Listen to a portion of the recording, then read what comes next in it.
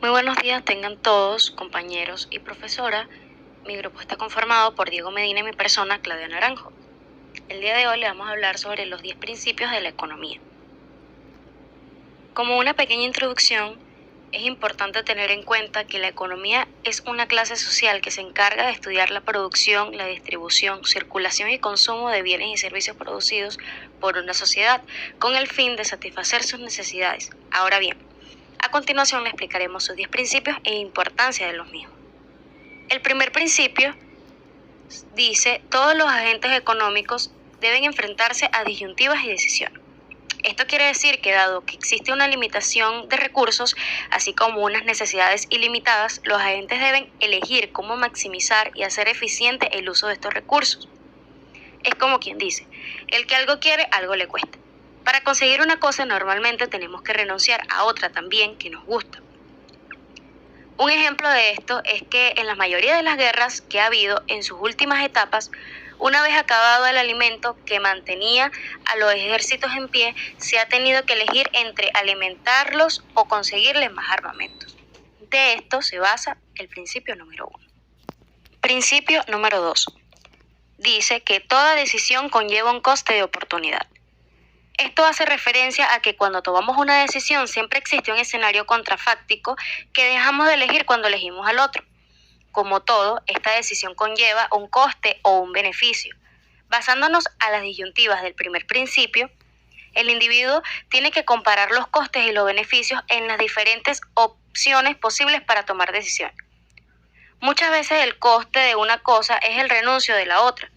Un ejemplo: mientras que estudiabas en el instituto, perdías el dinero que podrías haber conseguido trabajando en vez de formarte. Y al revés, podrías haber perdido la formación y mejor empleo y sueldo por un trabajo que no exigía estudios. Principio número 3. Análisis marginal y pensamiento racional. Los agentes económicos basan sus decisiones en el beneficio y en costes marginales. De esta forma, los agentes económicos basan sus decisiones en los beneficios y en costes de fabricar una unidad adicional.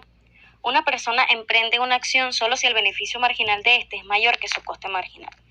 Un ejemplo de esto puede ser cuando una compañía aérea está siempre dispuesta a vender un boleto a precio inferior si el avión está a punto de despegar, ya que se beneficia más de llevar a un pasajero a menor coste que de hacer ese viaje con el asiento vacío.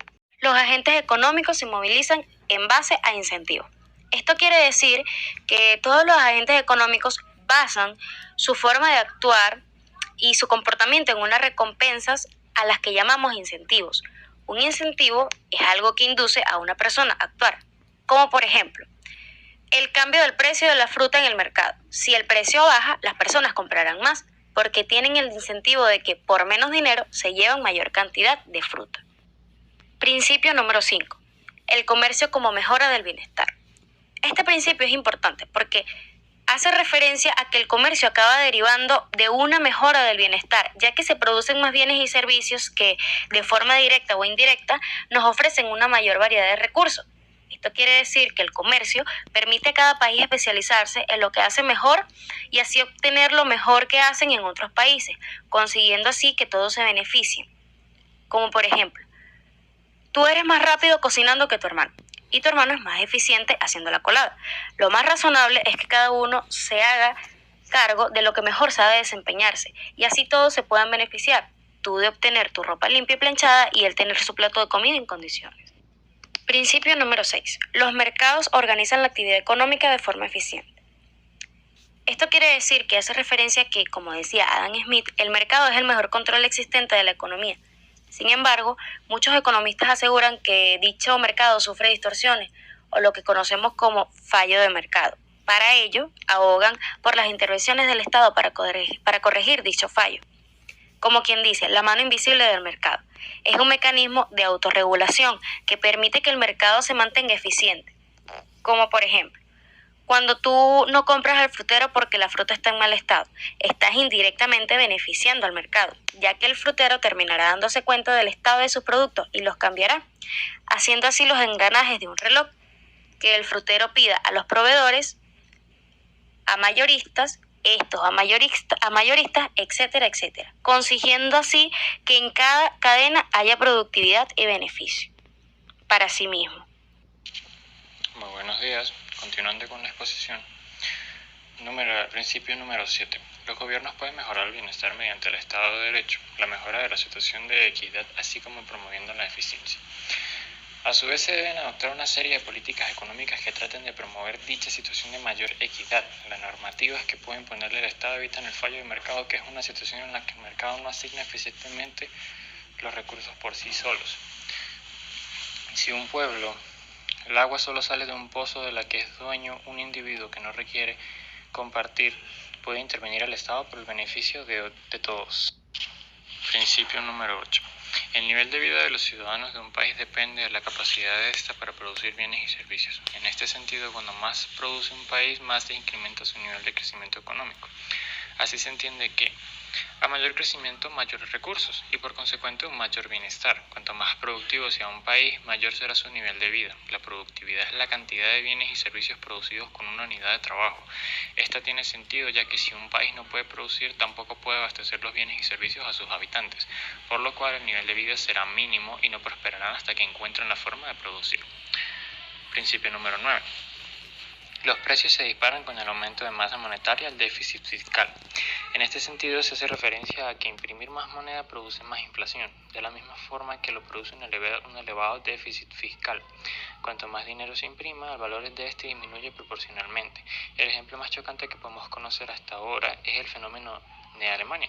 En 1921, cuando un periódico valía 0.30 marcos, en noviembre de 1922 ese mismo llegó a costar 70 millones de marcos. Esto se debe a la inflación o el aumento general de los precios. En la Alemania de esa época los precios se triplicaban y la solución del Estado fue imprimir más dinero, por lo cual cada vez tenía menor valor. El principio número 10. En el corto plazo, el pleno empleo y la inflación moderada son decisiones opuestas. Esto hace referencia a que en muchas ocasiones las políticas adoptadas por el gobierno para promover el empleo acaban generando inflación. Por esta razón, ambos elementos no se pueden dar de forma simultánea. La inflación conviene que éste baja para evitar lo ocurrido en Alemania en 1922, pero muchas veces un aumento de la cantidad de dinero estimula el nivel del total del gasto, por lo cual la demanda de bienes y servicios, el incremento de la demanda desemboca en una futura subida de precios por parte de las empresas, pero esto también las estimula a contratar trabajadores, disminuyendo así el desempleo. Ahora, estos 10 principios podrían resumirse simplemente al primero. Los individuos, las empresas, el Estado están continuamente enfrentando disyuntivas que elegir y que rechazar, y de eso se trata la economía, principalmente de elegir. Se habrá podido observar que los principios han ido aumentando de categoría según avanzaba. Comenzaron con el individuo, continuaron con los mercados y finalmente desembocaron en el Estado para comprender la economía. Es importante saber que todos los individuos están a diario llevándola a cabo en todas sus acciones. La política económica y los principios de la economía están estrechamente relacionados. Los principios de la economía son conceptos fundamentales que guían la toma de decisiones económicas, mientras que la política económica es el conjunto de decisiones y acciones tomadas por los gobiernos y otros actores para influir en la economía de un país. Algunas de las formas en las que los principios de la economía se relacionan con la política económica incluyen la escasez. La escasez de recursos limitados es uno de los principales desafíos de la economía. La política económica puede dirigirse a la asignación eficiente de recursos mediante la creación de incentivos y la eliminación de distorsiones en los mercados. Un costo de oportunidad. Los gobiernos deben considerar el costo de oportunidad de sus decisiones económicas al determinar cómo o dónde asignar recursos. También tenemos la ventaja comparativa, ya que los gobiernos pueden fomentar el comercio internacional y la especialización a través de acuerdos comerciales y políticas económicas que promuevan las industrias con una ventaja comparativas. Movilidad de los factores. Las políticas económicas pueden influir en la movilidad de los factores de producción, como la mano de obra y el capital, a través de iniciativas como la educación y la formación, así también como la regulación financiera. También tenemos el costo marginal. Los gobiernos pueden considerar los costos marginales al evaluar la eficiencia de las políticas públicas y la asignación de recursos para maximizar el bienestar social. En resumen, la política económica y los principios de la economía están estrechamente relacionados, ya que los principios económicos fundamentales influyen en la formulación y evaluación de las políticas económicas. Gracias.